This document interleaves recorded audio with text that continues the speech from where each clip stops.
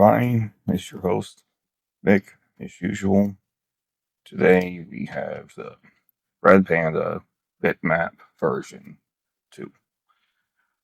So it is a multifunctional Bitcrusher type of pedal here, where it has everything from a very high gain to obviously bit crushing and a lot of other cool little effects, including LFO presets, a lot of software on the computer that you can edit with, and just it's hard to go over everything, but I'm going to try my best to do so. So starting out, this is what the actual tone sounded like.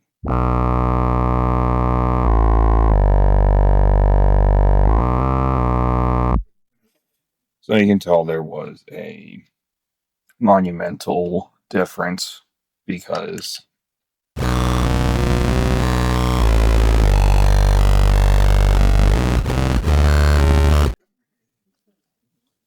just as seen there. So a lot of things with this, a lot of controls are hidden, but you have to read the lines, read the waves, and all the different little things as it tries to make good use of what's on the front of the pedal itself. We can find that there is a lot of slightly hidden features, which is all through the aux side, which you would have to edit the computer. But anyways, let's just go and do the basic work through, as I've done many of times before. So we'll just go and get everything down to a default, and of course, because I had it mixed.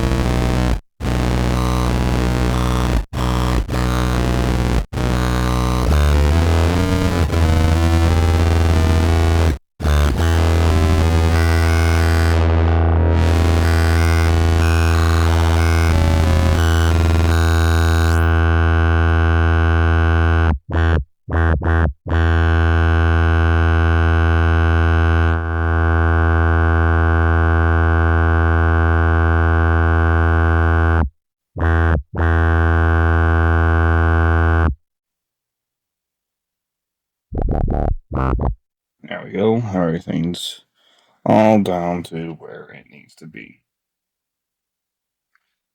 Well, we have mix, crush, frequency, filter, which I have it up because the filter is not up. It's just going to go filter, rate, depth, and the drive. As you can see when I spin it here, I mean, obviously I have to have stuff actually on for it to work. It's one of these. This shows how much I actually did this. And there it goes. When you have actual sound coming through, you can alter the drive there.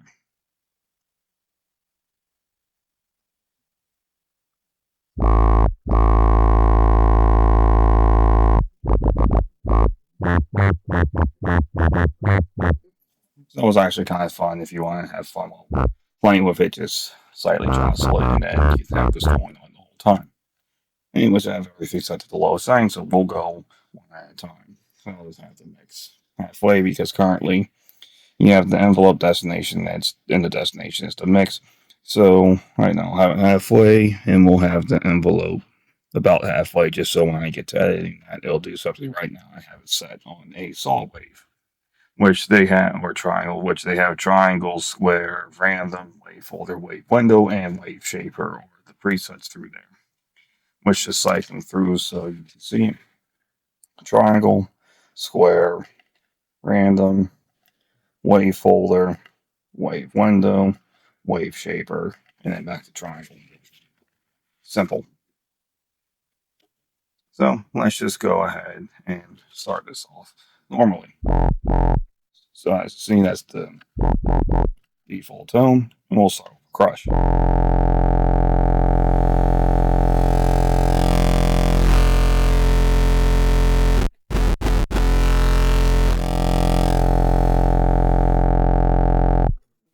Now frequency.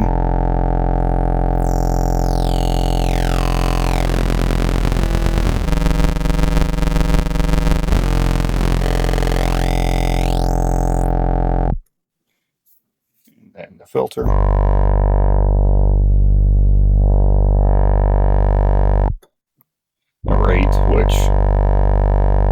There's not going to be much heard yet because I don't have anything going on with the actual waveforms. The depth.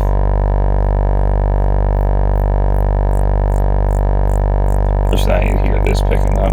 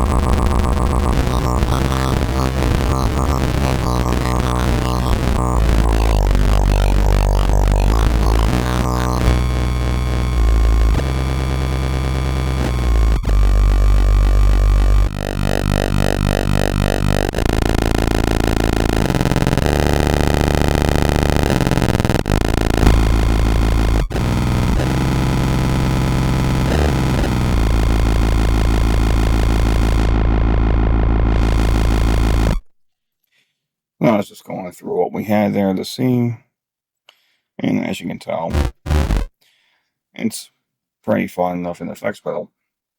Now, like I said, within the software, if you want to edit the aux, which of course you have to do right now, it's a tap tempo because I haven't messed with that if you like doing software.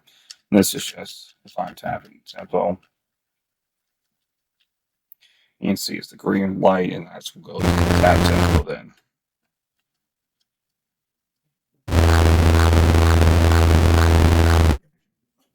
Then you just hold it and go away. It'll be back to being set by the rate itself. So the tap tempo is the default, and then you can also set presets, which is this here, and that's just you hold down this if you want to save presets. I don't have any presets set yet because usually I'm not really fumbling with stuff that much. Then you have the preset shift, which is just how it goes and only stays in the preset shift. If you're holding it on, it'll jump and return to a release. It's kind of cool if you have like a different preset that's like a peak, but I don't have it set to that, like I said. And then you have the wave on and off, which is just enabling or disabling the wave LFO. LFO hold, which just holds the LFO. And that's the different things you can set the auxiliary side to there. So let's actually go to a different patch and then shape one more waveform.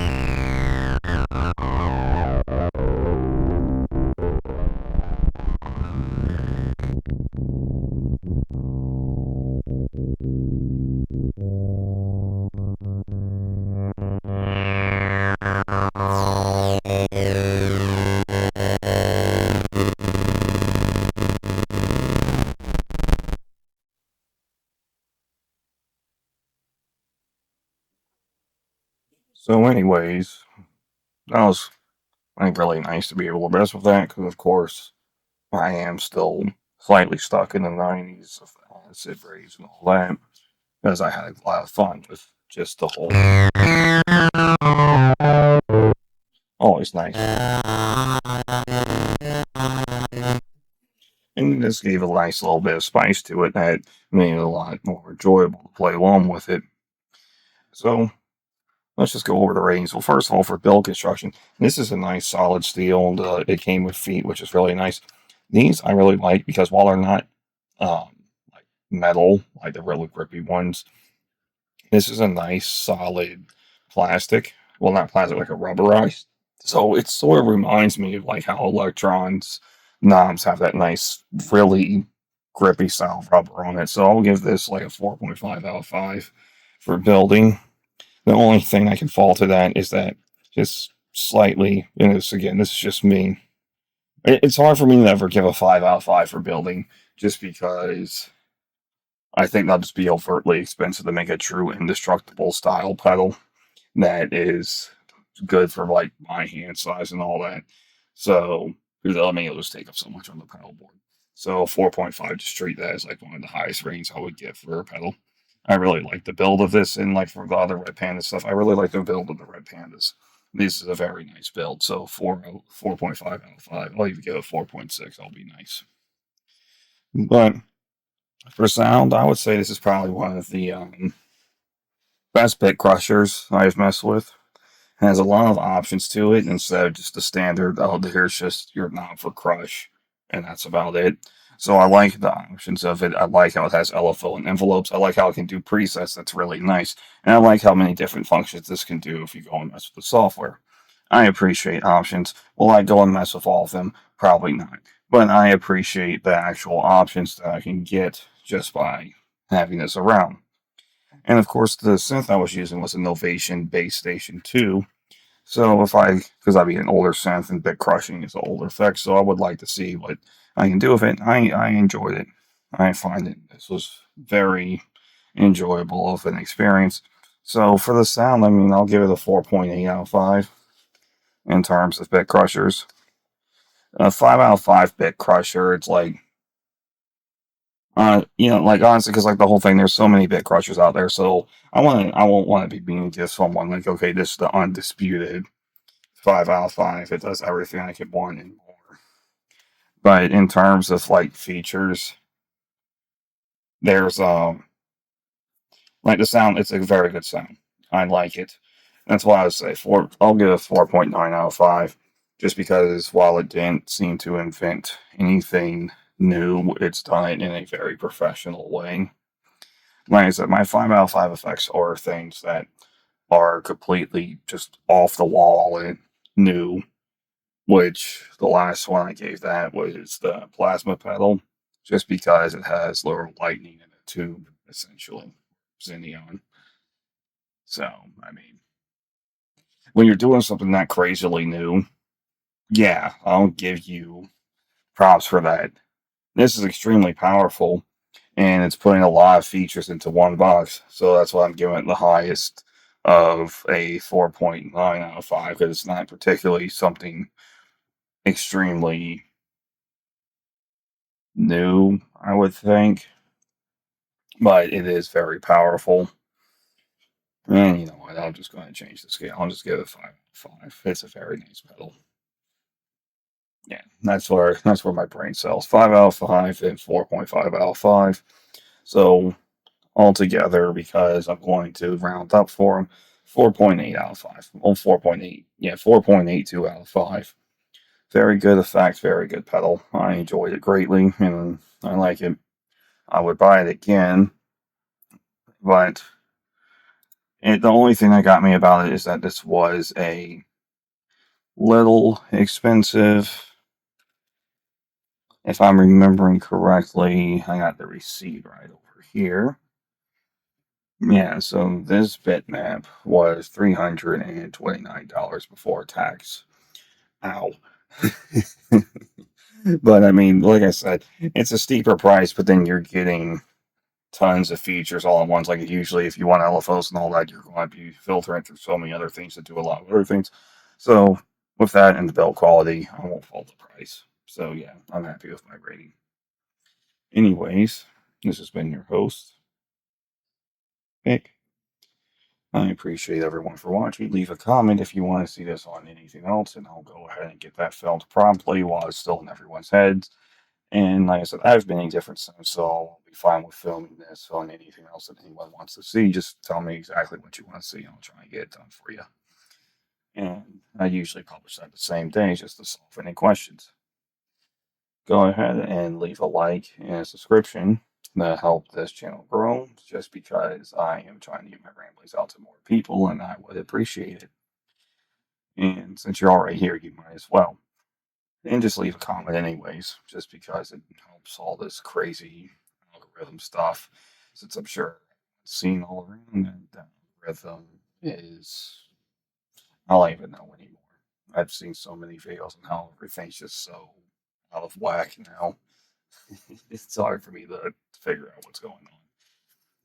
Last I heard, they use an AI to filter everything now, so it's just out of sorts, and no one knows what's going on. Awesome. Anyways, like and subscribe, as I said, and thanks for watching.